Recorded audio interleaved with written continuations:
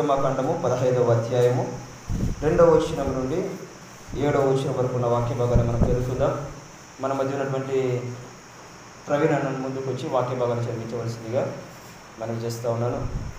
నిర్గమకాండము 15వ అధ్యాయము 2వ వచనం నుండి 7వ వచనం వరకు ఉన్న వాక్య భాగాన్ని మన మధ్య ప్రవీణ్ అన్న వాక్య భాగం చదివిస్తారు. నిర్గమకాండము 15వ అధ్యాయము 2వ వచనం నుంచి 7వ వచనం నుంచి 7వ వచనం వరకు చదువుకుందాం. యెహోవాయే నా బలము, నా ప్రాణము, ఆయన నాకు రక్షణయు, ఆయన నా దేవుడు, ఆయనను వర్ణించెదను. ఆయన నా పితరుల దేవుడు, ఆయన మహిమ స్తుతించెదను. యెహోవా యుద్ధశూరుడు, యెహోవా అని ఆయన పేరు. ఆయన ఫరో రథములను అతని సేనను సముద్రంలో పడద్రోసెను. అతని అధిపతులలో శ్రేష్ఠులు ఎర్ర సముద్రంలో మునిగిపోయి అగాధ జలములు వారిని కప్పెను. వారు రాజు వలె అడుగంటిపోయి, యెహోవా నీ దక్షిణ హస్తము బలమొంది అతిశయించును. యెహోవా నీ దక్షిణ హస్తము శత్రువుని చితకగొట్టును. నీ మీదికి లేచి వారిని నీ మహిమాతిశయము వలన అణచివేయుదువు. నీ కోపాగ్నిని రగులు చేయుదువు. అది వారిని చెత్తవలె దహించును. దేవుడు తన పరిశుద్ధ వాక్యాన్ని దీవించి ఆశీర్వదించును గాక. హల్లెలూయా, హల్లెలూయా. ప్రేమైనటువంటి వారులారా, ఈ వాక్య భాగం అంతా కూడా నిర్గమకాండం 15వ అధ్యాయం అంతా కూడా మనం చదివితే, ఈ అధ్యాయం అంతటిలో కూడా మోషే భక్తుడు లేదా మోషేతో పాటు ఇశ్రాయేలీయులు ఏం చేస్తూ ఉన్నారంటే, దేవుని యొక్క గొప్పతనాన్ని, దేవుని యొక్క శక్తిని వారు వివరిస్తూ ఉన్నారు. హల్లెలూయా. ఇంకో మాటలో చెప్పాలంటే, మోషే గివింగ్ ఎ సెర్మన్. మోషే ఒక ప్రసంగం చేస్తున్నాడు. ఏ ప్రసంగం చేస్తున్నాడు అంటే, దేవుని యొక్క శక్తి ఏమిటో ఇశ్రాయేలు ప్రజలకు తెలియజేస్తూ ఉన్నాడు. ప్రియులారా, దేవుని యొక్క బలం ఏంటో ఇశ్రాయేలు ప్రజలకు తెలియజేస్తూ ఉన్నాడు. అక్కడ అంటా ఉన్నాడు 6వ వచనంలో, యెహోవా నీ దక్షిణ హస్తము బలమునంది అతిశయించును. యెహోవా నీ దక్షిణ హస్తము శత్రువుని చితకగొట్టును. హల్లెలూయా. నీ దక్షిణ హస్త బలము అంటే, నీ బలం ఏంటి అంటే అది అతిశయింపజేస్తుంది. నీ బలం ఏంటి అంటే అది శత్రువుని చితకదొక్కుతుంది. ఎందుకు మోషే ఇక్కడ దేవుని యొక్క బలాన్ని గురించి ప్రస్తావించవలసి వచ్చింది అంటే, కరెక్ట్గా ఈ ప్రాంతానికి ఇశ్రాయేలు ప్రజలకి ఐగుప్తీయులైనటువంటి బెడద తప్పిపోయింది. ఇక్కడికి ఇకపైన ఐగుప్తీయులు వారి వెంబడి రారు. ఎందుకంటే వీరు ఎర్ర సముద్రంను దాటారు. ఎర్ర సముద్రము దాటి ఆరిన నేల ఈ పక్కకు వచ్చేసిన తర్వాత ఇప్పుడు ఐగుప్తీయుల యొక్క రథములు, ఐగుప్తీయుల యొక్క శూరులు, ఐగుప్తుల యొక్క గుర్రాలు అన్నీ ఎర్ర సముద్రములో మునిగిపోయినట్లుంటారా. హల్లెలూయా. దేవుని యొక్క మెజెస్టీ, దేవుని యొక్క బలము, దేవుని యొక్క శక్తి, ఆయన అధికారం ఏంటో ఇశ్రాయేలు ప్రజలు కనులారా చూశారు.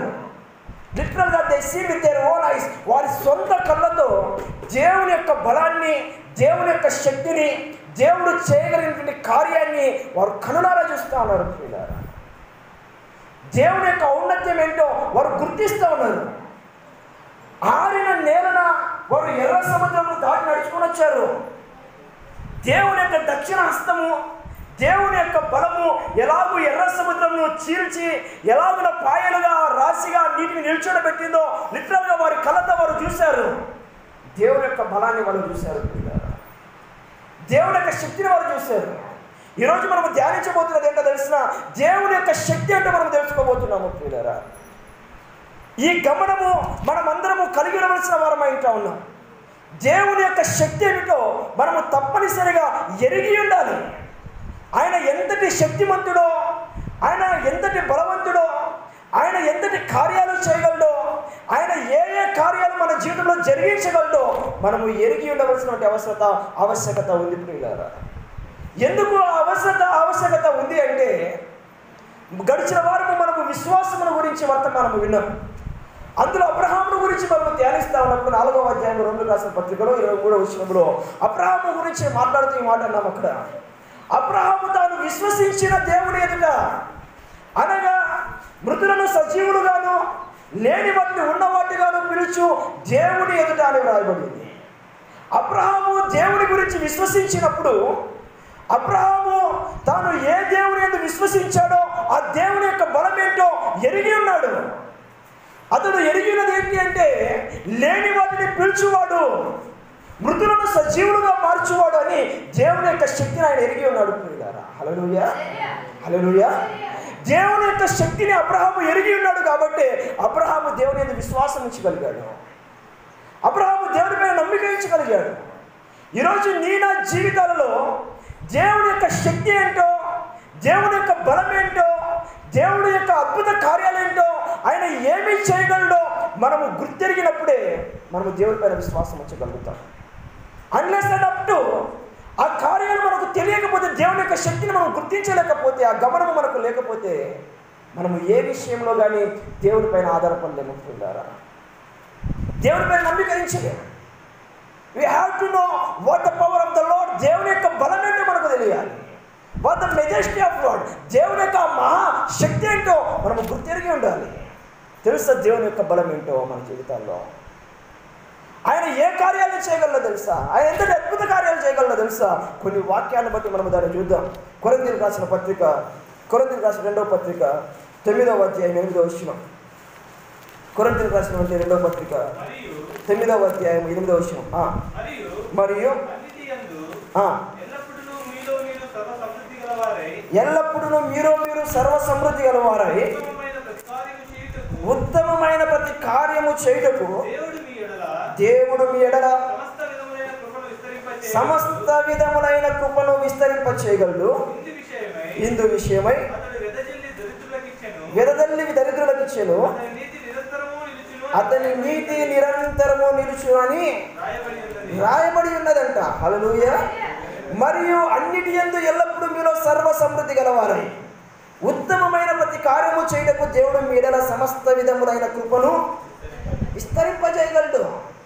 దేవుని యొక్క శక్తి అంటే తెలుసా? మన జీవితాల్లో దేవుడు మన జీవితంలో ఏ కార్యం చేయగలడో తెలుసా? అన్ని విషయాలలో మనము సర్వ సమృద్ధిగా ఉండునట్లు దేవుడు తన కృపను విస్తరింపజేయగలంట మన జీవితాల్లో. హల్లెలూయా, హల్లెలూయా. ఇంకో మాట ఏంటో తెలుసా? దేవుడు మన ప్రతి అవసరతను తీర్చుటకు చాలినవాడు. నీ నా ప్రతి అవసరత తీర్చడానికి దేవుడు తన శక్తిని విస్తరింపజేయగలడు. నీ జీవితంలో, నా జీవితాల్లో మనకున్న ఏ అవసరత అయినా సరే దాన్ని తీర్చుటకు దేవుని దగ్గర శక్తి ఉన్నది ప్రియులారా. అది నీవు నేను గుర్తెరిగి ఉండాలి. అది నీవు నేను తలంచుకొని ఉండాలి. ఈరోజు నాకున్న ఈ అవసరత తీర్చడానికి నా దేవుని యొక్క శక్తి సరిపోతుందా అన్నప్పుడు యూ షుడ్ టెల్, నీకు తెలిసి ఉండాలి సమస్తమైన కృపను ఆయన విస్తరింపజేయగలడు నా పట్ల. ఆయన నా కొరత తీర్చడానికి దేవుని యొక్క కృప నా పట్ల అపరిమితముగా దేవుడు వృద్ధి చేయగలడు. అది నీవు నేను ఎరిగి ఉండాలి. ఎఫెసీయులకు రాసిన పత్రిక 3వ అధ్యాయం 20వ వచనం. ఎఫెసీయులకు రాసిన పత్రిక మనలో కార్యసాధకమగు తన శక్తి వలన మనము అడుగు వాటన్నిటికంచెను ఊహించు వాటన్నిటికంచెను అత్యధికముగా చేయు శక్తి గల దేవునికి క్రీస్తు యేసు మూలముగా సంఘములో తరతరములు సదాకాలము మహిమగలుగును గాక. ఆమేన్. హల్లెలూయా, హల్లెలూయా. దేవుని యొక్క శక్తి ఏంటంటే మన పట్ల దేవుని యొక్క శక్తి ఏంటి అంటే తెలుసా? నీ అవసరతలు తీర్చడం మాత్రమే దేవుని యొక్క శక్తి కాదు. నీకున్న కొరతను తీర్చడం మాత్రమే కాదు, నీవు అడుగు వాటికంటే ఊహించు వాటికంటే మరి అత్యధికంగా చేయటకు దేవుని దగ్గర శక్తి ఉన్నదంట ప్రియులారా. That is what the God's power. ఈరోజు నీవు సేవిస్తున్న దేవుడు ఎటువంటి దేవుడో తెలుసా? నీ అవసరంలో మార్చడమే మాత్రమే తీర్చడానికి చాలినటువంటి వాడు కాదు. నీవు అడుగు వాటికంటే ఊహించు వాటికంటే మరెంతో అత్యధికంగా చేయడానికి ఆయన దగ్గర శక్తి ఉన్నది ప్రియులారా.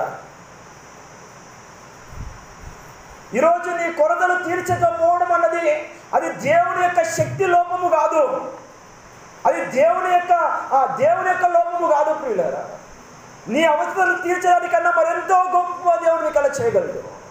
మరెన్నో అవసరాలు దేవుడు నీ జీవితంలో తీర్చగలరు. అంతేకాదు నీ అవసరాలు తీర్చి నీ ద్వారా ఇతరులకు నిన్ను ప్రభావితం ఆశీర్వాదకరంగా మార్చగలిగినంతగా నీ జీవితాన్ని దేవుడు మార్చడానికి శక్తి కలిగినటువంటి వాడు. ఎంతమంది నమ్ముతున్నారు ఈ మాట? ఎంతమంది నమ్ముతున్నారండి ఈ మాట? నా అవసరం తీర్చడము మాత్రమే కాదు నా దేవుడు, నా అవసరం తీర్చబడిన తర్వాత నేను ఇతరులకు ఆశీర్వాదకరంగా ఉండేలాగున దేవుడు నన్ను జీవించగలడు. నా అప్పులు తీర్చబడ్డం మాత్రమే కాదు, నా అప్పులు తీర్చుకున్న తర్వాత ఇతరులకు నేను అప్పు ఇచ్చేటువంటి విధంగా దేవుడు నన్ను చేయగలడు. నా అనారోగ్యము తీర్చబడ్డం మాత్రమే కాదు, నా రోగము బాగిన తర్వాత ఇతరుల కొరకు ప్రార్థించి వారిని స్వస్థపరిచేటువంటి అభిషేకాన్ని దేవుడు నాలో ఉంచగలడు. నేను ఆత్మీయంగా బలపడడం మాత్రమే కాదు, నేను ఆత్మీయంగా బలపడిన తర్వాత అనేక మందిని ఆత్మీయంగా బలపరచడానికి దేవుడు నన్ను ఆత్మీయంగా తీర్చిదిద్దగలడు. Hallelujah, hallelujah. What we are believing about the god అన్నది క్వశ్చన్. ఎప్పుడు కూడా మనము దేవుణ్ణి ఎలాగున విశ్వసిస్తున్నాం అన్నది ప్రశ్న. ఆయన సామర్థ్యాన్ని, ఆయన శక్తిని ఎలాగూ ఎరిగి ఉన్నామన్నది ప్రశ్న. మన పరిస్థితుల్లో పిల్లారా అక్కడ రాయబడి ఉంది. మరోసారి చదువుకుమా, ఎఫెసీ 3:20. మనలో కార్యసాధకమైన తన శక్తి చొప్పున. ఎవరి శక్తి చొప్పున? ఎవరి శక్తి అండి అది?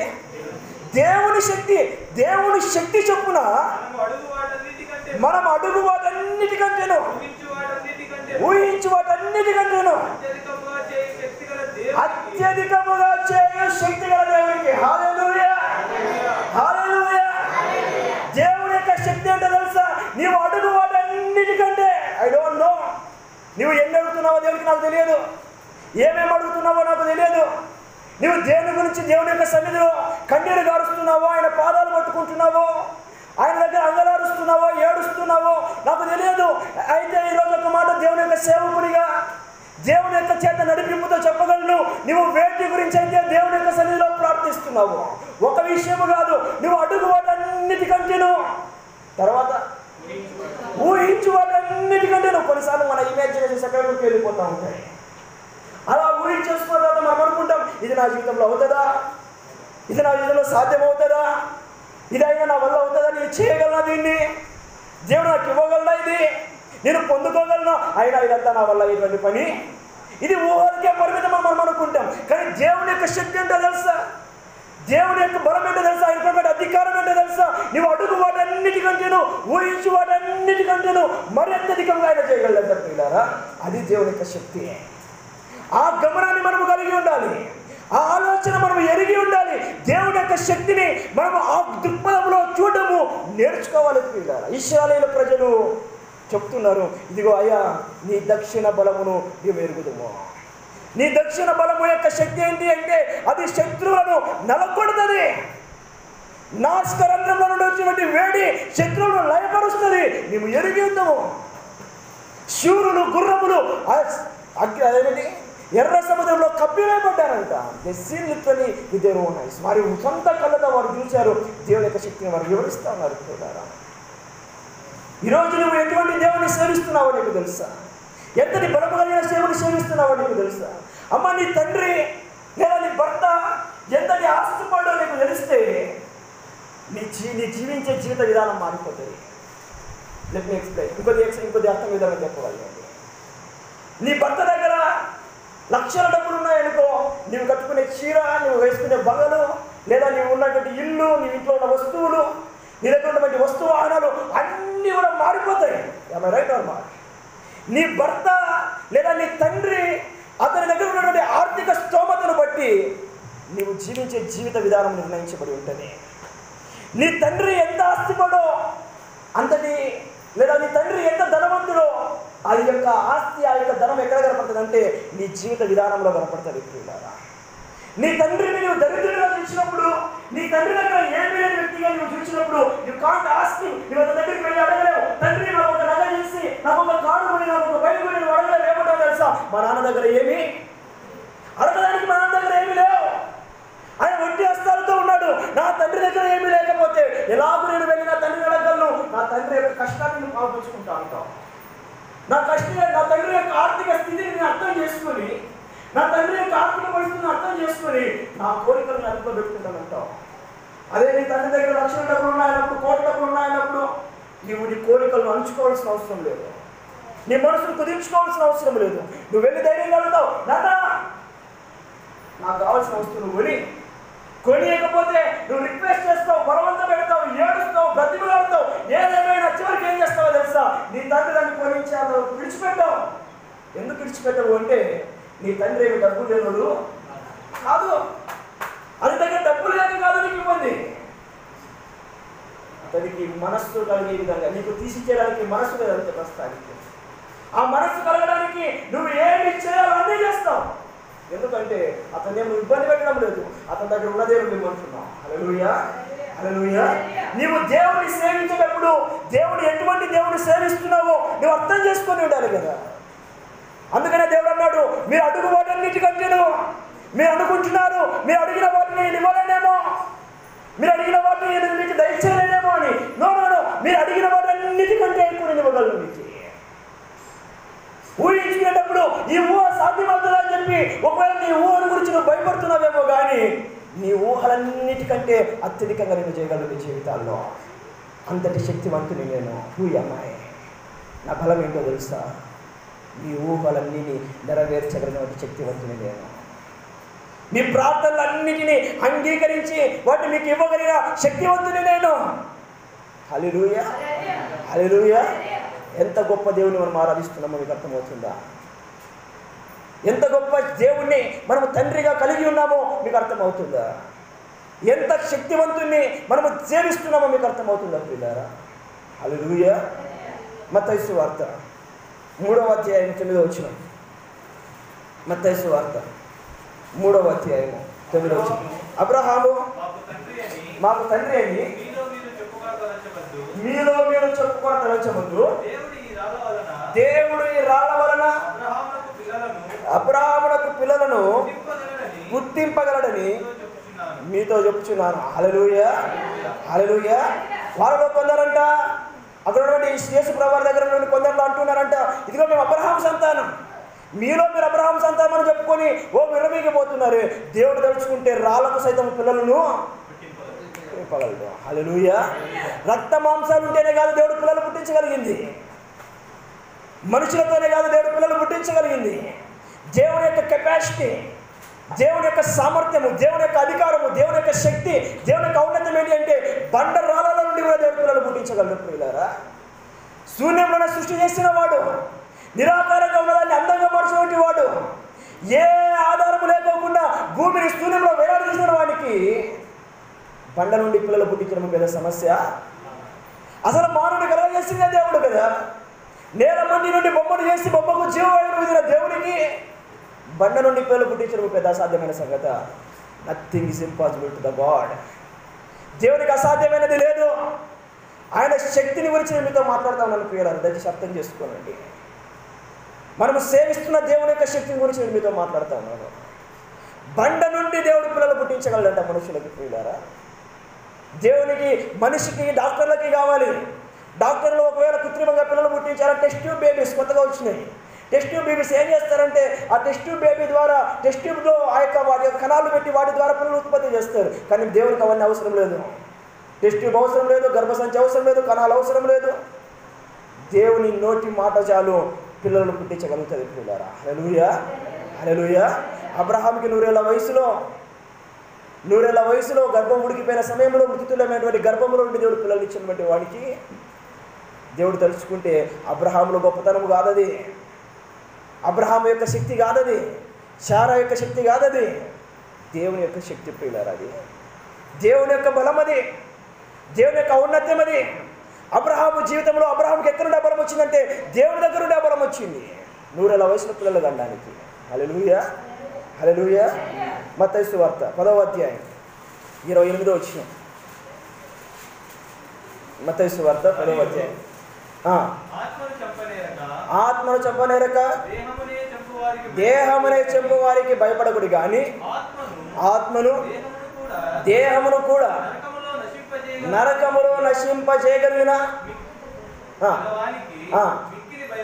మిక్కిలి భయపడుడి. హల్లెలూయా, హల్లెలూయా. You know who we are serving. మనుషులకు మనం చాలాసార్లు భయపడుతూ ఉంటాం. ఆ మనుషులు ఏం చేయగలరు అంటే ఈ శరీరాన్ని చంపగలరేమో కానీ ఆత్మను చంపలేరు. మనము సేవిస్తున్న దేవుడు ఎవరో తెలుసా? ఆయన శరీరమును ఆత్మను రెండింటిని నరకము నశింపజేయగలడు. ఆయన నీ పైన నా పైన తల్లిదండ్రి మనల్ని కొడితే ఎంతవరకు కొట్టగలరు? చంపలు కొట్టగలరు, వీపును కొట్టగలరు, బెత్తము తీసుకొని కాళ్ళకు కొట్టగలరు, రక్తం వచ్చేంతగా కొట్టగలరు. ఇంకా ఎక్కువ కొడితే ప్రాణం పోయేంత వరకు కొట్టగలరు. చచ్చేలా కొడుతున్నవరా అంటారు. కానీ ఆ చావు దేనికి వస్తుంది? అండి శరీరానికి వస్తుంది, ఆత్మకి. కానీ దేవుడి యొక్క శక్తి ఏంటో తెలుసా? దేవుడు శరీరాన్ని చెప్పగలడంట, ఆత్మను కూడా చెప్పగలడంట. No man can do it.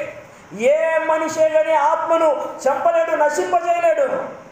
ఈ భూమండలంలో నువ్వు భూత వైద్యుని తీసుకొనిరా, పూజారులను తీసుకొనిరా, అధికారులను తీసుకొనిరా, మంత్రగాలను తీసుకొనిరా, లేకపోతే సేవకులు పిలుచుకొనిరా, దేవతలు పిలవబడే వ్యక్తులు పిలుచుకొనిరా. They can't kill the spirit. ఏ మనిషి, ఏ దేవత, ఏ శక్తి ఆత్మను నాశనము చేయలేదు ప్రియులారా. ఒకవేళ నీ శరీరాన్ని దొంగలించవచ్చు, నీ శరీరానికి అనారోగ్యాన్ని కలగజేయచ్చు, నీ శరీరానికి నాశనాన్ని కలగజేయచ్చు, కానీ నీ ఆత్మకు మాత్రము ఏ హాని, ఏ మనిషి, ఏ శక్తి. ఏకైక అధికారం కలిగిన వ్యక్తి ఒకే ఒక్కడు ఉన్నాడు. ఆయన ఎవరు తెలుసా? నీవు నేను సేవిస్తున్న జీవం కలిగిన దేవుడు ప్రియులారా. హల్లెలూయా. నీవు నేను సేవిస్తున్న దేవునికి తప్ప ఈ సర్వ సృష్టిలో మరి ఎవరే కానీ నీ ఆత్మను నాశనం చేయలేరు ప్రియులారా. అంతటి శక్తి కలిగిన దేవుని మనం ఆరాధిస్తూ ఉన్నాం, అంతటి గొప్ప దేవుని మనం సేవిస్తూ ఉన్నాం. రోమిలకు రాసిన పత్రిక 4వ అధ్యాయం 21వ వచనం. రోమిలకు రాసిన పత్రిక 4వ అధ్యాయం 4:21. దానికన్నా ఆయన వాగ్దానము చేసిన దానిని నెరవేర్చుటకు సమర్థుడని రూఢిగా విశ్వసించి విశ్వాసము వలన బలమునొందెను. హల్లెలూయా. నీవు నేను సేవిస్తున్న దేవుని యొక్క శక్తి ఏంటో తెలుసా? ఆయన ఏదైనా వాగ్దానం చేస్తే, ఆయన వాగ్దానం చేసిన దాన్ని ఆయన నెరవేర్చుటకు సమర్థుడు. Is capable. His ability can do whatever he did the promises, it will be full to the form. అది పూర్తి సంపూర్ణమవుతుంది ప్రియులారా నీ జీవితాల్లో. ఏ వాగ్దానమైనా సరే దేవుడు చేసిన తర్వాత ఇది నా వల్ల కాదు, నేను చేయలేను, నేను జరిగించలేను అని దేవుడు చెప్పేటువంటి అసమర్థుడు కానే కాదు. బైబిల్ గ్రంథంలో ఎన్నో వాగ్దానాలు దేవుడు రాసి ఉంచాడు. ఎన్నో వాగ్దానాలు నీ కొరకు నా కొరకు ఉన్నాయి. నీవు నేను స్వతంత్రించుకోవడానికే దేవుడు ఈ వాగ్దానాలు ముద్రించి ఉన్నాడు. ఈ వాగ్దానాలు అసత్యమైనవి కాదు, ఈ వాగ్దానాలు జీవం కలిగినవి. Still it is alive. నువ్వు వాటిని పొందుకొని, వాటిని విశ్వసించి, వాటి వైపు నువ్వు పొందుకోవాలన్న ఆతృతతో, ఆకాంక్షతో దేవుడి వైపు ఎదురు చూస్తూ ఉంటే ప్రతి వాగ్దానము నీ జీవితంలో నెరవేర్పులోకి వస్తుంది. ప్రతి వాగ్దానమును నీ జీవితంలో దేవుడు నెరవేర్చుటకు సమర్థుడు. What ever the promise you want take it. నీకు ఏ వాగ్దానం కావాలో ఆ వాగ్దానం సెలెక్ట్ చేసుకో. బైబిల్ గ్రంథంలో ఇంకా నువ్వు ఏది అనుభవించుకోవాలనుకుంటున్నావో దాన్ని ఇది నాకు కావాలి ప్రభు అని తీసుకొని దాని వైపు కట్టుబడి దేవుని వైపు ఎదురు చూడు. ఆయన కొరకు పట్టుదల కలిగి ఉండి విశ్వసించి ఆయన వైపు చూసి దేవుడు ఆ వాగ్దానం నెరవేర్చినప్పుడు సమర్థుడు. హల్లెలూయా. రైట్ నౌ నీ మనసులో ఏదైనా వాగ్దానం జ్ఞాపకం వస్తుండొచ్చు, ఏ వాగ్దానమైనా నీ మనసులో మెదులుతూ ఉండొచ్చు. అదే వాగ్దానము నీ జీవితంలో దేవుడు నెరవేర్చడానికి ఆయన అసమర్థుడు కాదు. He's capable. ఆయన దాన్ని నెరవేర్చుటకు సమర్థుడు. తాను వాగ్దానం చేసిన దాన్ని నెరవేర్చుటకు ఆయన సమర్థుడు. ఒకవేళ నీవు అసమర్థునివి కావచ్చు. నువ్వు వాగ్దానం చేసిన తర్వాత ఆ వాగ్దానాన్ని నువ్వు నిలబెట్టుకోలేకపోవచ్చు. నువ్వు ప్రామిస్ చేసిన తర్వాత ఆ ప్రామిస్ నువ్వు నిలుపుకోలేకపోవచ్చు. But god is not like that. దేవుడు అటువంటి వ్యక్తి కాదు. అటువంటి స్వభావం దేవునికి లేదు. ఆయన నీకు ఒక మాట ఇచ్చిన తర్వాత ఆ మాట నెరవేర్చడానికి నిరంతరం ఆయన ఎదురు చూస్తూ ఉంటాడు. నీవు సిద్ధపాటు కలిగి ఉండాలి, నీవు ఆతృత కలిగి ఉండాలి, నీవు ఆశ కలిగి ఉండాలి, నీవు కోరిక కలిగి ఉండాలి. ఆ వాగ్దానం నా జీవితంలో నెరవేర్చాలి, నెరవేర్చుకోవాలన్నటువంటి కోరిక, తప్పన ఆశ, ఆకాంక్ష నీలో నగులుతూ ఉండాలి. పిల్లరా, ఆకాంక్ష నీకుంటే దేవుడు అసమర్థుడు కాదు దాన్ని నెరవేర్చుకోకుండా ఉండడానికి.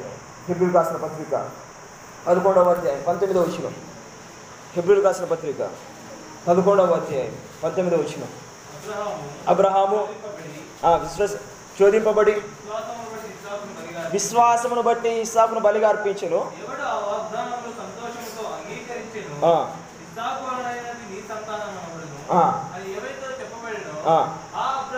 అబ్రహాము మృతులను సైతము లేపుటకు దేవుడు శక్తిమంతుడని ఎంచిన వాడై తన ఏక కుమారుని అర్పించి ఉపమాన రూపముగా ఆయన మృతులలో నుండి మరలా పొందెను. హల్లెలూయా. లిజన్, జాగ్రత్తగా వినండి ప్రియులారా. అబ్రహాము జీవితంలో ఇంతకు ముందే నేను మీతో చెప్పాను, తాను విశ్వసించి దేవుని ఎదుట అనగా అబ్రహాము యొక్క గమనం ఏంటో తెలుసా? ఎటువంటి దేవుని విశ్వసిస్తున్నాను అనుకున్నాడు? మృతులను సజీవులుగా చేయవాడు, లేని వాటిని ఉన్నవాటుగా పిలిచేవాడైన దేవుని ఎదుట ఆయన విశ్వసించాడు. హల్లెలూయా. ఇప్పుడు అబ్రహాముకు శోధన వచ్చింది, దేవుడే పరీక్ష పెట్టాడు. నీ ఒక్కగానొక కుమారుని నాకు బలిగా ఇయ్యి అంటే అబ్రహాముకున్నటువంటి విశ్వాసం ఏంటో తెలుసా? అబ్రహాము దేవుని వైపు ఎలా చూస్తున్నాడో తెలుసా? దేవుని యొక్క శక్తిని ఎలా చూస్తున్నాడో తెలుసా? లిటరల్గా అబ్రహాం యొక్క శక్తి ఇదే, అబ్రహాం యొక్క నమ్మకం ఇదే. ఒకవేళ ఇస్సాకును నేను బలిచ్చిన, మొండెము తల తెగి పక్కకు పడిన, ఆ రెండింటిని మరలా కలిపి దేవుడు ఆ శరీరాన్ని మరలా నాకు ఇవ్వగలడు. హల్లెలూయా. అంతగా దేవుని యొక్క శక్తిని అబ్రహాము ఎరిగి ఉన్నాడు ప్రియులారా. అదే అక్కడ రాయబడింది, అదే రాయబడింది. చదువుకు మరి మాట మరలా. ఎవడు ఆ వాగ్దానం సంతోషంతో అంగీకరించెను, ఇస్సాకు అనేది నీ సంతానమనబడును అని ఎవరితో చెప్పబడిందో ఆ అబ్రహాము మృతులను సైతము లేపుటకు దేవుడు శక్తిమంతుడని ఏమని ఎంచుకున్నాడంటే దేవుని గురించి ఏమనుకుంటున్నాడు? దేవుని గురించి అబ్రహాము మృతులను సైతము సజీవులుగా చేయగలంతే. హల్లెలూయా అని ఆలోచించుకున్నాడు, ఎంచుకున్నాడు. దేవుని యొక్క శక్తిని అలాగా ఆలోచన చేసుకుని ఎంచిన వాడై తన ఏక కుమారుణ్ణి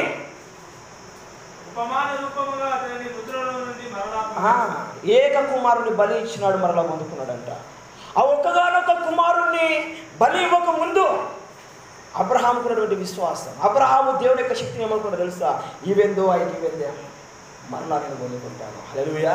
ఎలా పొందుకుంటావా? చచ్చిపోయిన తర్వాత అంటే నా దేవుడు చచ్చిన దాన్ని కూడా బ్రతికించగలడు. నేను ఇస్సాకును బలిగా ఇయ్యొచ్చు, బలి ఇచ్చిన దానికి సైతం మరలా జీవాన్ని పోయగలడు. అది నా దేవుని యొక్క శక్తి. హల్లెలూయా, హల్లెలూయా.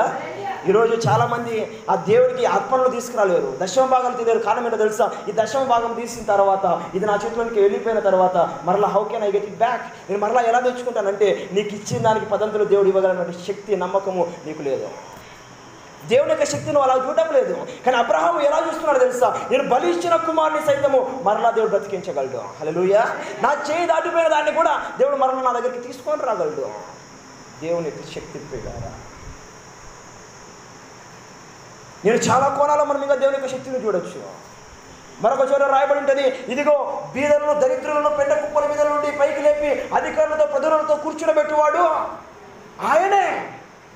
ఒకరిని ధనవంతునిగా చేయవాడు ఆయనే, ఒకరిని దరిద్రులుగా చేయవాడు ఆయనే, ఒకరిని మృతి పొందించేవాడు ఆయనే, సజీవుడుగా లేపువాడు ఆయనే, స్వస్థపరిచేవాడు ఆయనే, గాయపరిచేవాడు ఆయనే, బలమిచ్చేవాడు ఆయనే, శక్తినిచ్చేవాడు ఆయనే. హల్లెలూయా, హల్లెలూయా.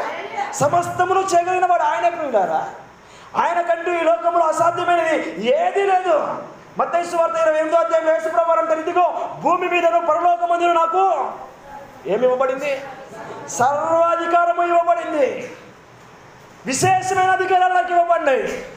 ఇంతవరకు భూమండలం పైన పుట్టిన ఏ వ్యక్తికే కానీ ప్రియులారా, ఏ వ్యక్తే కానీ పరలోకంలోను భూమిపైన సర్వాధికారం కలిగిన వ్యక్తి ఒక్కడున్నాడా? ఒక్కడు. No one is there. ఏ మనిషికే కానీ అంతెందుకు తన కుటుంబం పైన అధికారం లేదు చాలామందికి ఈరోజు, తన పిల్లల పైన అధికారం లేదు చాలామందికి ఈరోజు, సొంత భార్య పైన అధికారం లేదు చాలామందికి ఈరోజు. కానీ దేవుని యొక్క అధికారం ఏంటో తెలుసా? He can conquer whole the earth and the universe. సర్వ సృష్టిని తన స్వాధీనంలో ఉంచుకోగలిగిన శక్తిని దేవుడు కలిగి ఉన్నాడు ప్రియులారా. అటువంటి దేవుని మనం ఆరాధిస్తూ ఉన్నాం. అటువంటి శక్తి కలిగిన దేవుణ్ణి మనం అనుభవిస్తూ ఉన్నాం. దేవుని ఆరాధించడం అంటే ఏంటి? This is what again. ఇదే మనము దేవునితో పంచుకోవడం. అయ్యా నీ శక్తి ఇది, నీ బలం ఇది, నీ జ్ఞానం ఇది, నీ శక్తిది అని దేవుని యొక్క శక్తిని జ్ఞాపకం చేసుకోవడమే దేవుని స్తుతించడం అంటే. చాలామందికి దేవుని యొక్క శక్తి తెలియక దేవుని ఆరాధించే సమయంలో ఆరాధించలేకపోతూ ఉంటారు. ఏమని ఆరాధించాలో వారికి తెలియదు, ఏమని స్తుతించాలో వారికి తెలియదు. ఎందుకంటే దేవుని యొక్క శక్తి ఏంటో, దేవుని యొక్క బలం ఏంటో వారికి తెలియదు. నువ్వు ఎటువంటి దేవుని ఆరాధిస్తున్నావో నీకు తెలియకపోతే నువ్వు ఎలాగో దేవుని పైన విశ్వాసం ఉంచగలుగుతావు? దేవుని యొక్క బలం ఏంటో నువ్వు గుర్తెరగకపోతే ఎన్ని దినాలు గడిచినా నువ్వు దేవుని పైన ఆధారపడలేవు పిల్లారా, దేవుని పైన విశ్వాసం ఉంచలేవు. అబ్రహాము జీవితంలో అన్ని గొప్ప కార్యాలు జరిగినాయంటే అబ్రహాము దేవుని యొక్క శక్తి ఎరిగి ఉన్నాడు పిల్లారా. ఈరోజు నీ జీవితంలో దేవుని యొక్క శక్తిని నువ్వు ఎరిగి ఉన్నావా? నీ జీవితాన్ని ఎలాగో ప్రభావితము చేయగలడో నువ్వు ఎరిగి ఉన్నావా? దేవుడు ఇంత శక్తివంతుడైనా ఇంత గొప్పవాడైనా మన జీవితాలు ఎందుకు కార్యాలు జరగడం లేదు? ఎందుకు కార్యాలు జరగడం లేదు? దేవుడు ఎంత శక్తివంతుడైనప్పటికీ కూడా ఆ శక్తిని అనుమతి ఇవ్వాలంటే, తన శక్తిని తనలో నుండి విడుదల చేయాలి అంటే పొందుకునే వారి జీవితాల్లో కొన్ని లక్షణాలు ఉండాలి. ఆయన శక్తిమంతుడు కాబట్టి, ఆయన ధనవంతుడు కాబట్టి, ఆయన బలవంతుడు కాబట్టి ఆయన ఎవరి జీవితంలో ఏ కార్యాలైనా కల్పించుకొని చేసేస్తాడంటే అది అబద్ధం. దేవుడు నీ జీవితంలో తన శక్తిని విడుదల చేయాలి అంటే, నేను మరలా చెప్తున్నాను, nothing is impossible to him. ఆయన మృతులను సజీవులుగా మార్చగలిగిన వాడు, బండలతో పిల్లలను పుట్టించగలిగినటువంటి వాడు, అసాధ్యమైన దాన్ని సుసాధ్యం చేయగలిగినటువంటి వాడు, లేని వాటిని ఉన్నవాటిగా పిలిచగలిగినటువంటి వాడు, శత్రువులను అణిచివేయగలిగినటువంటి వాడు. ఆయన శక్తికి అపరిమితమైనది ఏది కూడా లేదు. నువ్వు అడుగు వాటికంటే, ఊహించు వాటికంటే మరెన్నో గొప్ప కార్యాలు ఆయన చేయగలడు. మరి ఏంటి పాస్టర్ గారు నా జీవితంలో జరగడం లేదే? మరి ఎందుకు దేవుని యొక్క శక్తి నేను చూడలేకపోతున్నాను నా జీవితంలో? మరెందుకు దేవుని యొక్క బలాన్ని నేను అనుభవించలేకపోతున్నాను అంటే, ద గాడ్ సైడ్ దేవుని యొక్క వాక్యంలో 3 విషయాలు రాయబడినాయి.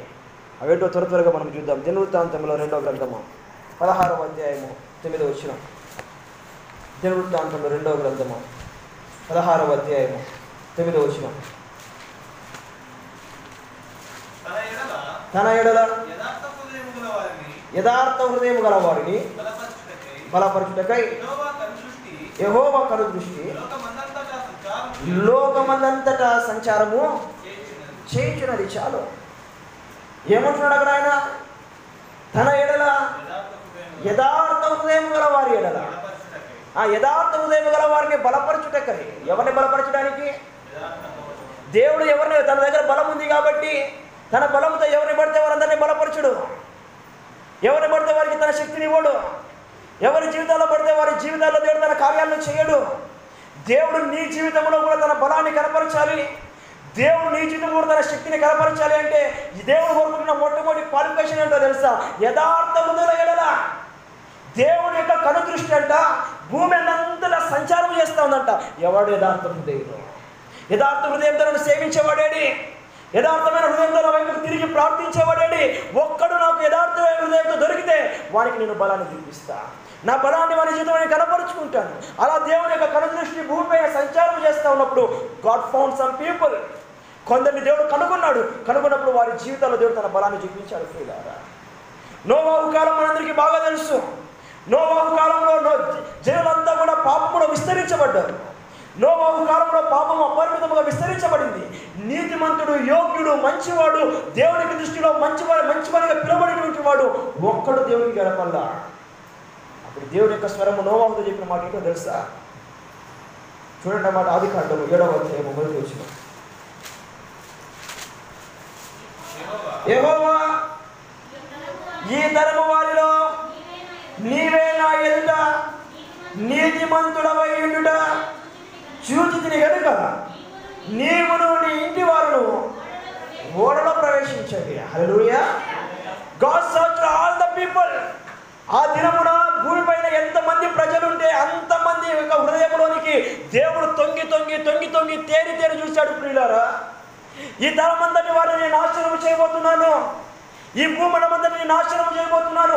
ఏ మనిషి ఏ జీవి బ్రతికి ఉండే అవకాశమే లేదు. ఎవడైనా ఒక్కడైనా ఉన్నాడా ఈ తరము వారిలో నా ఎంత నీతిమంతునిగా పిలువబడేటువంటి వాడు?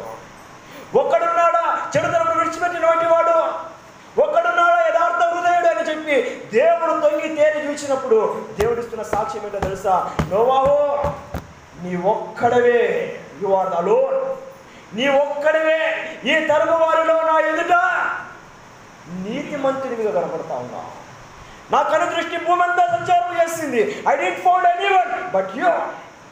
నేను ఎంతో మందిని చూసిన, ఎన్నో జీవితాలను పరీక్షించిన, భూమి అంతా నా కనుదృష్టి వెళ్ళితే చూస్తే నాకు నువ్వు ఒక్కడవే కనిపించావు నీతిమంతునివిగా. కాబట్టి ఇదిగో ఈ జల ప్రళయంలో నుండి నేను తప్పిస్తాను. ఓడలో నీవు నీ ఇంటి వారి వాళ్ళలోనికి వెళ్ళండి, నేను భూమంతా నాశనం అయిపోయినా, భూమిలో ఉన్న సమస్త జనులు నశించిపోయినా మిమ్మల్ని నేను నాశనం చేయను. హల్లెలూయా. దేవుని యొక్క బలాన్ని నోవాహు కుటుంబానికి దేవుడు చూపించాడు పిల్లారా. దేవుని యొక్క ఔన్నత్యాన్ని దేవుడు నోవాహు కుటుంబం పట్ల వెల్లడిపరిచాడు. దేవుని యొక్క శక్తి ఏమిటో లిటరల్గా నోవాహు కుటుంబం చూశారు. తూములు తెరవబడ్డాయి, ఆకాశంలో నుండి తూములు తెరవబడ్డాయి, భూమి యొక్క ఊటలు తెరవబడ్డాయి, సముద్రపు జలాలు పొంగి ప్రవహిస్తూ ఉన్నాయి. అంతకుముందు నోవాహు ఓడ చేసుకుని ఓడలోనికి వెక్కాడు, దేవుడు కీలు పూసి మూసేశాడు. ఇదిగో భూమిలో ఉన్నటువంటి అనేక మంది జనులకి వారి గృహాల్లోకి నీళ్ళు వెళ్తున్నాయి, వారి పొలాల్లోకి నీళ్ళు వెళ్తున్నాయి, వారి తోటలు మునిగిపోతూ ఉన్నాయి. వారి కళ్ళ ఎదుట వారి పిల్లలు చచ్చిపోతూ ఉన్నారు. పిల్లలు కాపాడుకోవాలో తెలియదు, వీళ్ళ ప్రాణాలు కాపాడుకోవాలో తెలియని స్థితి. తల్లి ఎక్కడ కొట్టుకొని పోయిందో, తండ్రి ఎక్కడ కొట్టుకొని పోయాడో, పిల్లలు ఎక్కడ కొట్టుకొని పోయారో, పశువులు ఎక్కడికి పోయాయో, గృహాలు మునిగిపోతూ ఉన్నాయి, ఏడుస్తూ ఉన్నారు, రోధిస్తూ ఉన్నారు. కేకలు నోవాహు కుటుంబానికి వినబడుతున్నవారు మీరు అనుకుంటా ఉన్నారా? మరణ ధ్వని, మరణ భయానకంగా నోవాహు కుటుంబం వింటా ఉంటే నోవాహు కుటుంబం లోపల ఏమనుకుంటుంటారో తెలుసా? దేవా, ఈ భయానకమైన పరిస్థితుల నుండి మమ్మల్ని తప్పించినందుకు నీకు. దేవుని యొక్క దక్షిణ హస్తము ఆ జల ప్రళయములో నోవాహు కుటుంబం మునిగిపోకుండా ఎత్తి పట్టుకుని నోవాహు కుటుంబానికి పిల్లారా. Hallelujah. God showed his majesty. దేవుని యొక్క బలము, దేవుని యొక్క శక్తి నోవాహు కుటుంబము కళ్ళారా లిటరల్గా చూశారు, అనుభవించారు పిల్లారా. మరణ కేకలు ఎంతమంది వచ్చి ఆ పడవ దగ్గరికి వచ్చే వాళ్ళు నోవాహు తలుపుది, పడవలోనికి వస్తా అని కేకలు వేస్తూ ఉంటే నోవాహు తలుపు తీయడానికి అధికారం లేని మనగా పడిపోయాడు. ఎంతమంది ఎదరగొడుతూ ఉంటారు అన్నాడు పడవని, నోవాహు పడవ తలుపు తెరుపు, నోవాహు పడవ తెరుపు. వారి ప్రాణాలు మునిగిపోతూ ఉంటే నోవాహు కుటుంబం బ్రతికి బయటపడతా ఉంటే నోవాహు దేవుని యొక్క బలాన్ని ఇచ్చాడు. ఎందుకు దేవుని యొక్క బలాన్ని ఇచ్చాడో తెలుసా? ఈ తరము వారిలో నీవే నా ఎదురు నీతిమంతునిగా ఉన్నావు. దేవుని యొక్క వాక్యం చెప్తుంది, యెహోవా కనుదృష్టి ఈ దినము భూమి అంతటా సంచారం చేస్తుంది. ఎందుకో తెలుసా? యథార్థ హృదయాలను బలపరచడానికి, నీ కుటుంబాన్ని బలపరచడానికి, నీ జీవితాన్ని బలపరచడానికి, దేవుని యొక్క బలము మరలా నీ జీవితంలో దేవుడు చూపించడానికి. హల్లెలూయా, హల్లెలూయా. నీవు యథార్థమైన హృదయంతో దేవుని వైపుకు తిరిగితే, యథార్థమైన హృదయంతో దేవుని యొక్క సమయంలో మోకరిస్తే, యథార్థమైన హృదయంతో నీవు దేవుని సేవిస్తే నీ జీవితంలో కూడా దేవుని యొక్క బలాన్ని చూడగలుగుతావు. హల్లెలూయా. రెండవ విషయం, యెషయా గ్రంథము 40వ అధ్యాయం 30-31 వచనాలు చూద్దాం. యెషయా గ్రంథము 40వ అధ్యాయం 30-31 వచనాలు. బాలురు సమస్యలుదురు, అలయదురు, యెహోవా కొరకు ఎదురు చూచువారు నూతన బలము నొందుదురు. వారు పక్షిరాజు వలె రెక్కలు చాచి పైకి ఎగుదురు, అలయక పరిగెత్తుదురు. హల్లెలూయా. యెహోవా కొరకు ఎదురు చూచువారంట. ఎలా ఉంటారు యెహోవా కొరకు ఎదురు చూచువారు? పక్షిరాజు వలె నూతన బలాన్ని పొందుకుంటారంట. వారు సొమ్మసిలను బలం అందుకుంటారంట. పక్షిరాజు వలె పైకి లేచి ఎగురుతారంట ప్రియులారా. హల్లెలూయా, హల్లెలూయా. అలయక పరిగెత్తుదురు, సొమ్మసిల్లక చచ్చిపోదురు. నీవు నీ జీవితంలో దేవుని యొక్క కొత్త బలాన్ని అనుభవించాలంటే you have to know to wait on the lord. దేవుని కొరకు ఓపికతో సహనముతో కనిపెట్టి ఎదురు చూడము నువ్వు నేర్చుకోవాలి పిల్లారా. దేవుడు ఎవరి జీవితంలో పడితే వారి జీవితాల్లో గొప్ప కార్యాలు చేస్తాడు. He will test, he will ఎగ్జామైన్. అతడు ఎదురు చూస్తూ పరీక్షించి ప్రతి ఒక్క వ్యక్తి జీవితాన్ని కనుగొంటాడు. ఈ వ్యక్తి నా కొరకు నమ్మకంగా ఎదురు చూస్తాడా, నా పైన ఆధారపడి ఉంటాడా, నా కొరకు ఎదురు చూస్తుంటాడా, నా సహాయం కొరకు కనిపెడుతూ ఉంటాడా. యెహోవా కొరకు ఎదురు చూచువారు పక్షిరాజు వలె నూతన బలమును పొందుకుంటారు. వారు పైకి ఎగురుతారంటే ఉన్నతమైన శిఖరాలు ఎగురుతారు. వారి జీవితాల్లో గొప్ప కార్యాలు వారు చూస్తారు ప్రియులారా. ఎన్నో గొప్ప కార్యాలు వారు చూస్తారు. వారి జీవితాల్లో వారికి తక్కువ అన్నది ఇదే కానీ వారికి కనపడమే ఉండదు. మీకు తెలుసా, బైబిల్ గ్రంథంలో కొందరు వ్యక్తులు ఉన్నారు, వారి జీవితాల్లో శ్రమలు వచ్చినప్పుడు, కష్టాలు వచ్చినప్పుడు ఎంతో ఓపికతో సహనంతో కనిపెట్టుకున్నారు. But they didn't run away from the god. దేవుని నుండి వారు పారిపోలేదు. దేవునితోని సహనంతో కనిపెట్టుకున్నారు. వారిలో ముఖ్యుడు యోసేపు. యోసేపు చిన్ననాటి నుండి దేవుని యందు భయభక్తులైనటువంటి వ్యక్తి, దేవునికి ప్రార్థించేటువంటి వ్యక్తి, దేవుని యొక్క దర్శనాలు చూసేటువంటి వ్యక్తి. అన్నలు కొట్టారు, గుంతలో వేశారు, అటువైపు వెళ్తున్నటువంటి వారికి అమ్మి వేశారు. ఆయన యోసేపు దేవుని పైన విసుక్కోలేదు, సనుక్కోలేదు, గొనుక్కోలేదు, దేవుని వైపు నమ్మకించాడు. తీసుకొని వెళ్ళి ఐగుప్తుల ఇంటిలో అమ్మి వేస్తే వారు బానిసలుగా పెట్టుకున్నప్పుడు అక్కడ కొద్ది కాలం తర్వాత మరలా వాళ్ళు పోతిఫర్ ఇంటికి అమ్మేశారు. ఇదేంటి ప్రభువా, నేను నమ్మకంగా యథార్థంగా ఎంతో దీన హృదయంతో భక్తితో నేను వెంబడిస్తూ ఉంటే నా తల్లికి, నా తండ్రికి, నా సొంత ఇంటికి, నా బంధువులకి, జనాంగానికి దూరం చేసి నెట్టి వేశావు, నీవేం దేవునివయ్యా అనుకోలా యోసేపు. పోతిఫర్ ఇంటిలో కూడా నమ్మకంగా ఉన్నాడు. పోతిఫర్ భార్య మోసగించింది, నిందను మోపింది, అపనిందల పాలయ్యాడు. దేశమంతా అనుకుంటున్నారు ఇదిగో యోసేపు తప్పు చేస్తూ దొరికిపోయాడు, యోసేపు తప్పు చేస్తూ దొరికిపోయాడు కాబట్టి యోసేపును ఎక్కడ వేస్తున్నారు, ఇప్పుడు చెరసాలలో వేస్తూ ఉన్నారు. యోసేపు అప్పుడు కూడా కృంగిపోలేదు. ప్రియులారా, దేశమంతా వేరెత్తి దోషి దోషి దోషి, పాపం చేశాడని చెప్తా ఉంటే యోసేపు దేవుని నుండి తొలగిపోయినటువంటి వ్యక్తి కాదు, నమ్మకంగా దేవునికి ప్రార్థన చేస్తాను. Still is wait upon the Lord. ఏంటి ప్రభువా, చిన్నప్పుడు అంటే అన్న నుండి దూరం చేశావు, తల్లిదండ్రుల నుండి దూరం చేశావు, పోనీ వాళ్ళు ఎవరింటిగా పంపించామంటే వాళ్ళు అమ్మేశారు, ఇక్కడికి వస్తేనే నమ్మకంగా ఉన్నానులే అంటే నమ్మకంగా ఉన్నందుకు ఇస్తున్న ఫలం ఏంటి? నేరాలు మొక్కుతున్నారయ్యా, చెరసాలలోకి వేస్తున్నారయ్యా, ఖైదీలవుతున్నానయ్యా, అయినా సరే నేను నీ కొరకు ఎదురు చూస్తాను, అయినా నేను నీ వైపు వెంబడిస్తాను, నిన్నే స్నేహిస్తాను, నిన్నే ప్రేమిస్తాను, నిన్నే ప్రార్థిస్తాను. Wait upon the lord. యెహోవా కొరకు ఎదురు చూశాడు. ప్రియులారా, తగిన సమయం అతను హెచ్చించేంత వరకు దేవుని యొక్క రెక్కల కింద దీన మనస్కులై ఉన్నాడు. సమయం వచ్చింది, ఫరో పిలిపించాడు. ఫరో ఏకంగా శాసనం జారీ చేశాడు. ఏంటో తెలుసా?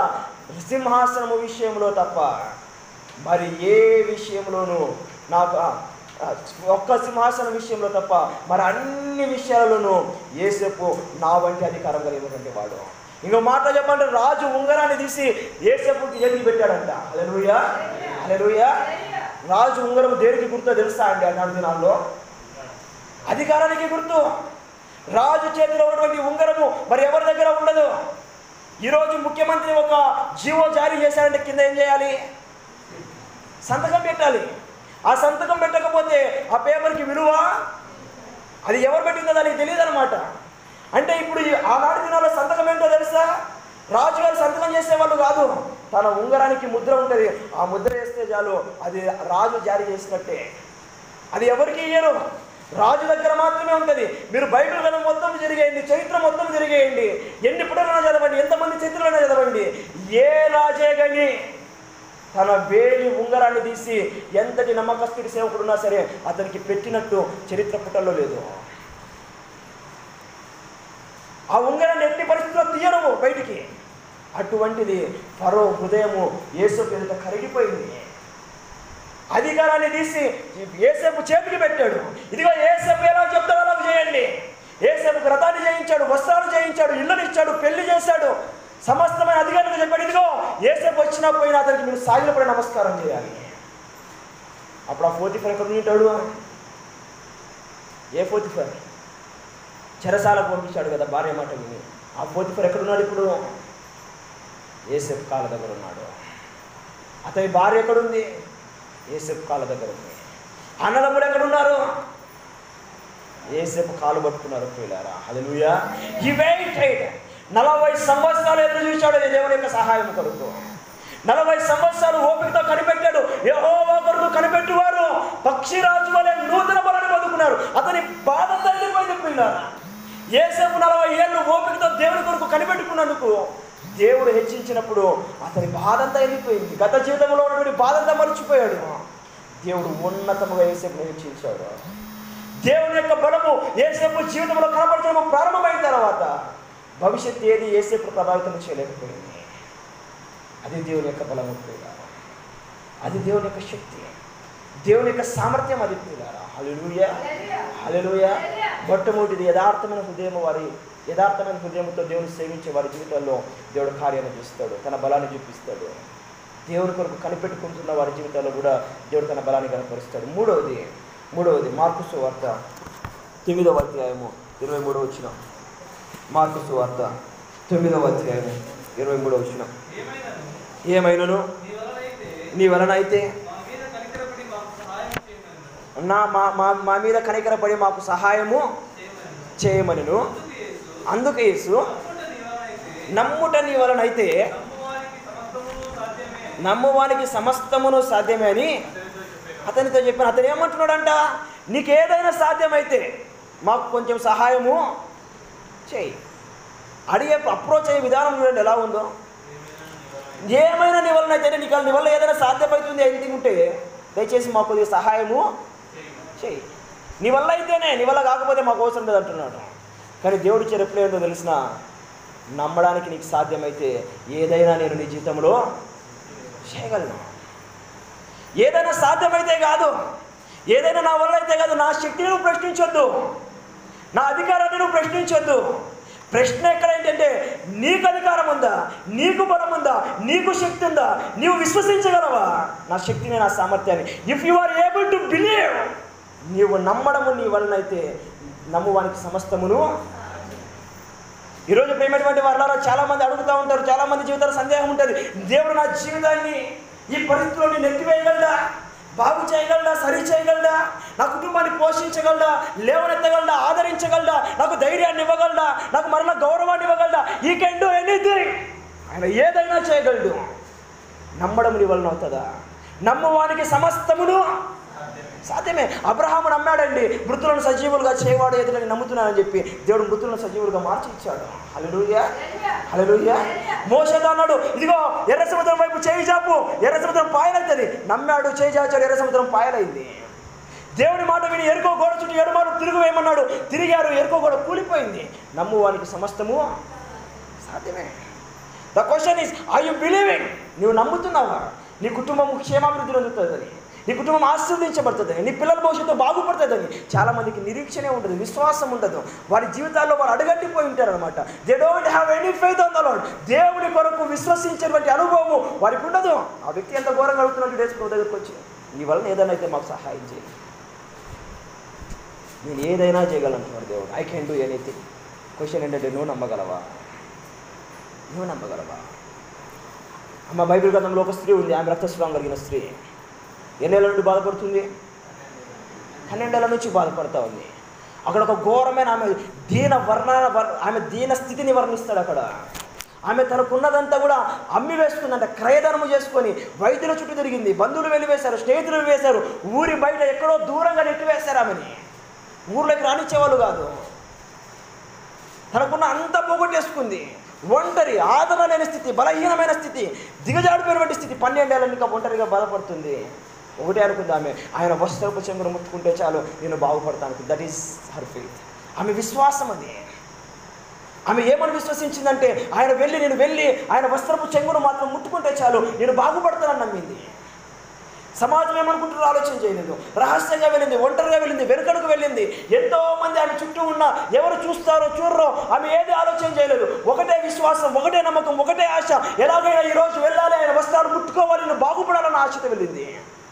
విశ్వాసంతో వెళ్ళి ఆయన వస్త్రపు చెంగును ముట్టుకున్న వెంటనే రక్తము దారగట్టింది అని బైబిల్ గ్రంథంలో రాయబడింది. హల్లెలూయా. యేసు ప్రభువు అంటారు, ఇదిగో నాలోని ప్రభావం బయట వెళ్ళింది. ఎవరు నన్ను ముట్టుకున్నారు అంటే, ఇదేంటి ప్రభు ఇంతమందిని మీద పడుతుందంటే, చాలా మంది నన్ను ముట్టుకున్నారు కానీ విశ్వాసంతో ఒకే స్త్రీ ముట్టుకుంది. హల్లెలూయా, హల్లెలూయా. ఎంతో మంది నన్ను ముట్టుకుంటున్నా వారిలోనికి ఎవరిలోనికి నాలో ఉన్న శక్తి బయలు వెళ్ళలేదు. కానీ ఒక స్త్రీ, ఒక వ్యక్తి ఇక్కడ ఉన్నారు, వారు నన్ను విశ్వాసంతో ముట్టుకున్నారు. ఆ విశ్వాసం ఏం చేసిందంటే, నాకు తెలియకుండానే నాలో ఉన్నటువంటి శక్తిని ఆకర్షించింది. హల్లెలూయా, హల్లెలూయా. చాలా మంది వాక్యాన్ని వింటుండొచ్చు, వాక్యం వింటున్న వారి జీవితాల్లో కల్లా వాక్యం పనిచేయాలని రూల్ ఏమీ లేదు. కానీ కొందరు ఉంటారు, వారు విశ్వాసంతో వాక్యం వింటారు, విశ్వాసంతో విన్న వారి జీవితాల్లో వాక్యం పనిచేస్తుంది. చాలా మంది ప్రార్థన చేయించుకుంటారు, ప్రార్థన చేయించుకున్న వారందరికీ స్వస్థత కలగాలన్న రూల్ ఏం లేదు. But some people is there, they will receive with faith. విశ్వాసంతో ప్రార్థన చేయించుకుంటారు, అక్కడ అద్భుతాలు జరుగుతాయి. హల్లెలూయా, హల్లెలూయా. చాలా మంది దేవునికి ప్రార్థన చేస్తారు, అన్ని ప్రార్థనలకు జవాబు రావు. కానీ కొందరు ఉంటారు, they will pray with faith. విశ్వాసంతో ప్రార్థిస్తారు. విశ్వాసంతో ప్రార్థించినప్పుడు ఆకాశపు వాకిలు తెరవబడతాయి, వారి జీవితాల్లో మన్నా కురవబడుతుంది. ప్రియులారా, హల్లెలూయా, హల్లెలూయా. ఇది మన జీవితాల్లో మన స్థాయి, దేవుని కదిలించేటువంటి విశ్వాసపు స్థాయి. ప్రియులారా, మన జీవితం ఉండవలసినటువంటి విధానము. ప్రియులారా, మన జీవితాల్లో మనం ఎంతటి గొప్ప దేవుని కలిగి ఉన్నామంటే, హీ కెన్ డూ ఎనీథింగ్. నువ్వు విశ్వసించినప్పుడు, నువ్వు నమ్మినప్పుడు. అనేక మంది అక్కడ శిష్యులు అంటున్నారు, అయ్యా ఇంతమంది వచ్చి నీ మీద పడుతుంటే నువ్వేంటయ్యా అలా అడుగుతున్నావు, ఎవరు నన్ను ముట్టుకుంటున్నావు అంటే ఏంటి అంటే వీళ్ళందరూ ముట్టుకుంటున్నారు కానీ వాళ్ళకి నమ్మకం లేదు. వీరందరూ పాటలు పాడుతున్నారు కానీ వారికి నమ్మకం లేదు. వీరందరూ మందిరానికి వస్తున్నారు కానీ వారికి నమ్మకం లేదు. వీరందరూ నన్ను చూస్తున్నారు కానీ వారికి నాపై నమ్మకం లేదు. బట్ వన్ ఇస్ దే, ఇంతమందిలో ఒకరే ఒకరు ఉన్నారు. ఆమెను విశ్వాసంతో ముట్టుకుంది, నాలోని ప్రభావం బయలువెళ్ళింది. ఈరోజు నీ విశ్వాసము దేవుని యొక్క శక్తిని నీ జీవితంలో అనుభవించడానికి పనికొస్తూ ఉందా?